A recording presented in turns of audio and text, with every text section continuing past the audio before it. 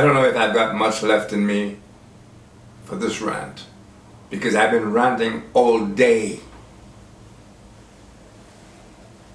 A thought occurred to me as I was coming to do this.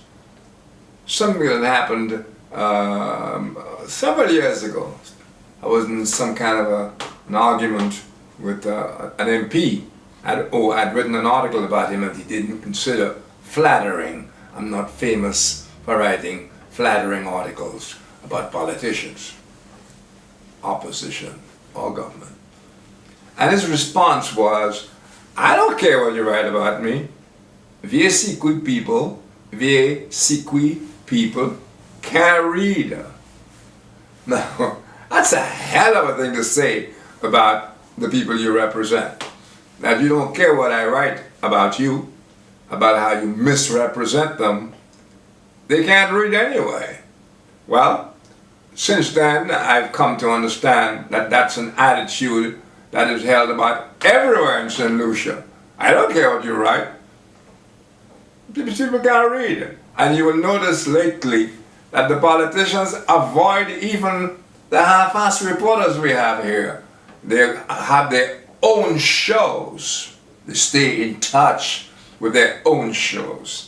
There was Timothy Paulion talking earlier this week about how we had heard nothing from the Minister of Health on Ebola. Of course, the real reason we heard nothing from the Minister of Health on Ebola is obvious. She has nothing to say on Ebola that would make any sense, okay? Because the whole matter of Ebola is unfolding all the time. But I don't really want to talk about that. I want to talk about something that happened at the Senate today, what I call Senate of the Apes, because we are in fact living on the planet of the apes if you really take time to study the animals, meaning us. And it's clear this disinclination to read is by now in our genes, in our DNA. Why read? You don't have to read. And of course, it's bad enough that the young kids don't read either, but they bury themselves in their little gadgets and their IDKs and the LOL and all this SMH and all this gibberish, whatever. But people who represent you in Parliament, you would think that they would take time to read, to know what's going on in the world, to know what's going on about Ebola, to know what's going on with ISIS, to go on all these things. I bet you can engage 3/4 of the parliamentarians and they won't be able to tell you anything that makes sense, let alone something that you don't know a lot better than they do. They don't read. And when they watch TV, they don't watch the kind of shows that discuss the things they ought to know. So we have a situation of the blind leading the blind. We have a cesspool, and out of that cesspool, a cesspool of crooks, a cesspool of drug addicts, a cesspool of people who, for whom life means nothing, life is cheap. And out of that cesspool now, they come out and they become parliamentarians, and they become priests, and they become police officers. So we're in deep trouble. Today, yet again, another belated guarantee. I've written so much about that. Another belated guarantee was handed out. The law says you gotta have prior approval by the House to guarantee or to guarantee any liability, any possible liability on the consolidated fund. Prior approval. But how can you have prior approval in a belated guarantee? But that's the way it is. And you listen to arguments being offered today.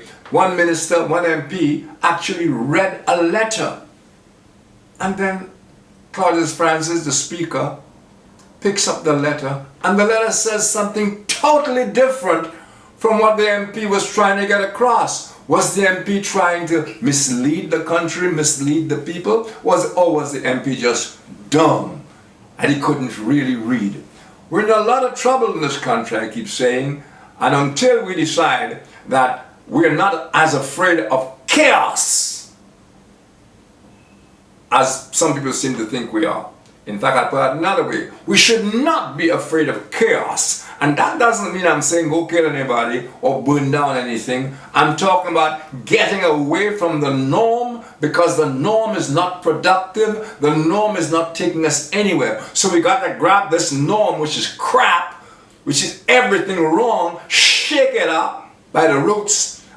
In the process, you're going to have some chaos, but you're going to have change. Repeating yourself wimpy, wimpy, wimpy is getting you nowhere. There's got to be some chaos, if only to inconvenience those people who seem to think that they have all of us under control, that we are really a nation of sheep, and they are the self-appointed shepherds.